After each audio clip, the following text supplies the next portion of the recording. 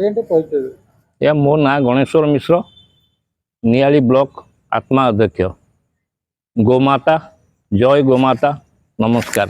आज्ञा नुआ गाँव में प्रस्तावित गोशाला किसी अभियोग होता जहाँ नहीं आज विभाग अधिकारी माने नुआ गाँव मठ पाखक आसी सेठी करते तदंत करते कि लोक पचराउचरा करते कौन से संक्रांत कहे आप जड़े ब्लॉक नियाली ब्लॉक आत्मा अध्यक्ष हिसाब से आज्ञा देखु ये 2 वर्ष है सरकार है 2 वर्ष 2.5 वर्ष है बर्तमान प्रति पंचायत प्रति गाँव में राजरास्त बुला षंढ और गाई गोरुंकर जो अवस्था तेणु नियाली ब्लॉक रे नित्यांत गोटे गोशाला आवश्यक बोली मु पूर्व मान्यवर विधायक को अनुरोध करी तापरे नुआ गाँ ठारे श्री राधाकांत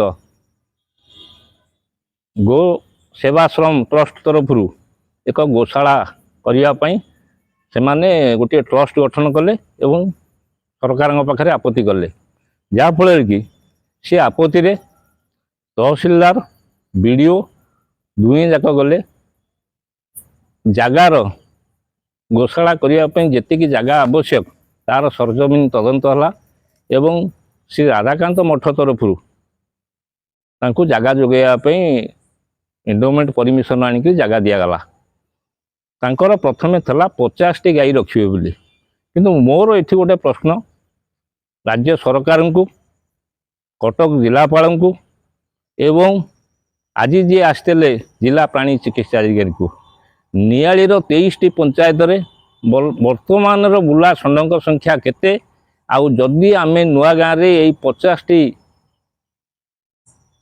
फार्म करवा कि तापे गोशालाटा करवा एठी केते रहिबे जहाँफल कि आगामी दिन में नियाली रे गोटे आंदोलनात्मक पंथा ये हम कहीं ना ये पंचायत रू रखिले से पंचायत वाला राग यहीटा हूँ बर्तमान बड़ समस्या। आउ गोटे कथा हूँ आज कटक जिलार प्राणी चिकित्सा अधिकारी जी मुख्य एवं सहकारी प्राणी चिकित्सा अधिकारी एक तदंतर आसते तदंतर कारण कौन मु जानी नथिली मु घर को गला बेलू सीडीओ महोदय मो सांगे देखा एमती कथा मुझे कौन सारा आम जानू आप आज आसिले ना ना गोटे इनक्वारी आसी आप रोना मुझे कहीं रही मुझे जाऊँगी गलापर गोटे निर्दिष्ट सामाजिक गणमाध्यम से प्रकाश पाइला श्री राधाकांत मठर सिंगी द्वार ठारू किछि लोक बसिकी आलोचना कले एवं से आलोचनार फलाफल थला जे आत्मा अध्यक्ष और नियाली विभीओ ये गोशालाटी को बंद कर बारंबार बंद कर मोर से मान को प्रश्न जदि विभीओ आपणकर गोशाला को बंद कले ताले विभीओ आपण को रेकमेंड केमिति कले आपण जदि विभीओ को अनुमति न नहीं एते बाट गले केमिति आउ गोटे कथा कहले जे बेनामी अभियोग होइछि बेनामी अभियोग किए करिछि कौन ना निमापड़ारू कौन सी भद्र व्यक्ति बाँ डाहाण दस्खत करी कहवा कथा किंतु से माने प्रकृत में नुआ गाँ लोक नुहति कि आज जो माने एठी अभियोग करुचंती आज्ञा आज जो माने एठी अभियोग करुचंती से माने आज्ञा आपण कथा आज जो माने सेठी मठ पाखरे अभियोग करथुले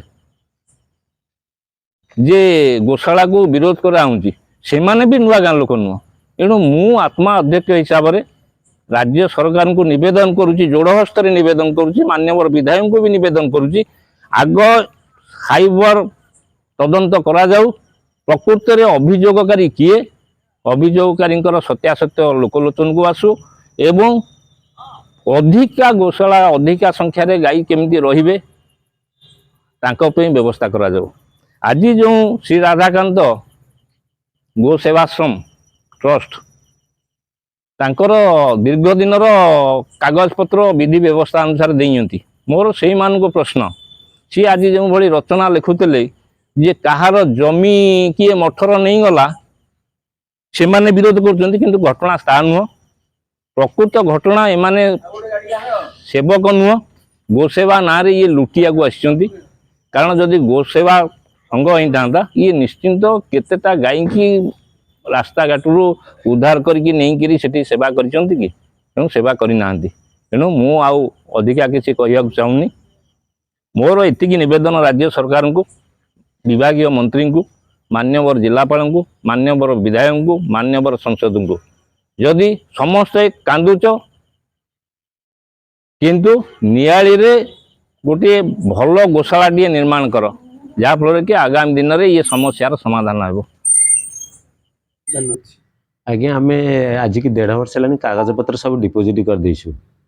ଆଜିକାଲି ଏମିତି ଦେଖାଉଛନ୍ତି ହେବ ବୋଲି, ତାପରେ ଏବେ ମାସେ ତଳେ ଆମେ ଯିବାରୁ କହିଲେ ଆମକୁ ଗୋ ହେଡ୍ ଲେଟର ଅଳ୍ପ ଦିନ ଭିତରେ ଆପଣଙ୍କୁ ଦେବୁ, DLC ମିଟିଂ ସରିଲା ପରେ। ତାପରେ ଆମେ ଗଲା ପରେ ବୁଝିଲା ପରେ ସେ କହିଲେ ଆପଣଙ୍କ ପାଖକୁ କମ୍ପ୍ଲେନ୍ ଆମ ଅଫିସକି ଆସିଛି, କମ୍ପ୍ଲେନ୍ ଆସିଛି। ସେ ଗାଁରୁ 7 ଜଣ ଲୋକ ଦେଇଛନ୍ତି।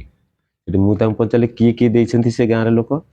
ନା ସେ ଗାଁର କିଏ ଦସ୍ତଖତ କରି ଦେଇଛନ୍ତି ଅରିଜିନାଲ? ନା କେହି ଅରିଜିନାଲ ଦସ୍ତଖତ କେହି କରିନାହାନ୍ତି, ଗୋଟେ ପ୍ରିଣ୍ଟ କରିକି ଦେଇଛନ୍ତି। ମୁଁ କହିଲି ପ୍ରିଣ୍ଟ କରି ଦେଇଛନ୍ତି, ଆପଣ କେମିତି ତାକୁ ଆକ୍ସେପ୍ଟ କଲେ? ଜଣେ ଅରିଜିନାଲ ଦସ୍ତଖତ କରିନାହାନ୍ତି, କେଉଁ ଇମେଲ୍ ଆଇଡ଼ିରେ ପଠେଇଛନ୍ତି, ଆପଣ କେମିତି ତାକୁ ଷ୍ଟାମ୍ପ ମାରି ରିସିଭ୍ କରି ନମ୍ବର କରି ଆପଣ କେମିତି ରଖିଲେ? ଆଉ ଆପଣ ଦେଖିବେ ସେ ଗାଁକୁ ଯିବେ, ସେ ଗାଁର ଲୋକ କିଏ ଅଛନ୍ତି ଦେଖିବେ। ଆଉ ସେଇଥିପାଇଁ ସିଏ ଏବେ ବର୍ତ୍ତମାନ ଆସିଛନ୍ତି, ଆଜି ଆସିଛନ୍ତି, ଏନକ୍ୱାରି କରିକି ଯାଉଛନ୍ତି। କିଏ ଆସୁଛନ୍ତି? CDVO ଆଉ ADVO, କଟକ CDVO ADVO ଆସିଛନ୍ତି। କ'ଣ ଏନକ୍ୱାରି କରି ଗଲେ 4-5 ଜଣଙ୍କ ଘରକୁ ଗଲେ, ଆଉ ରାସ୍ତାରେ ଜଣେ ଚାଲିଥିବା ଲୋକଙ୍କୁ ତାକୁ ପଚାରିକି ଯାଇଛନ୍ତି। ଆଉ ଫର୍ଜରୀରେ ଦେଇଛନ୍ତି, ଏଥିରେ ଫର୍ଜରୀ ଦସ୍ତଖତ କରି ଦେଇଛନ୍ତି, କେମିତି ନ ହେବ ଅନ୍ୟମାନଙ୍କ ମାଧ୍ୟମରେ ଫର୍ଜରୀ ଦସ୍ତଖତ କରି ଦେଇଛନ୍ତି। ଇଏ ତାକୁ ରିସିଭ୍ କରି ବର୍ତ୍ତମାନ ସବୁ ଦିଆହେଇଛି, ଆବଶ୍ୟକ ସବୁ ଡକୁମେଣ୍ଟସ, ପଲ୍ୟୁସନ୍ ସାର୍ଟିଫିକେଟ୍ ଦେଇଛୁ, ସରପଞ୍ଚ NOC ଦିଆହେଇଛି, ଆଉ ଯାହା ଗାଇଡ଼ଲାଇନ୍ ଆନେକ୍ସର 1 ଯାହା ଗାଇଡ଼ଲାଇନ୍ ଦରକାର ଆମେ ସମ୍ପୂର୍ଣ୍ଣ ଦେଇଛୁ। ଗୋଟିଏ ଜିନିଷ ବାକି ନାହିଁ ଆମର। ବର୍ତ୍ତମାନ କେତେ ଟଙ୍କାର ପ୍ରୋଜେକ୍ଟଟା ଆରମ୍ଭ ହେବ? ଏ ପ୍ରୋଜେକ୍ଟ 2 ଏକର କହିଲେ, 2 ଏକର ଜାଗା ତହସିଲଦାର ଦେଇଛନ୍ତି, 2 ଏକର ଜାଗା ଆପ୍ରୁଭ୍ କରିଛନ୍ତି, ଲେଖିକି ଦେଇଛନ୍ତି CDVOଙ୍କୁ।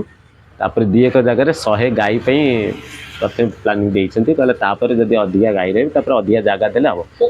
ବିଲ୍ଡିଂ ପାଇଁ ଦେବେ କହିଲେ 34 ଲକ୍ଷ କେତେ 37,000 କେତେ ଖର୍ଚ୍ଚ ହେବ।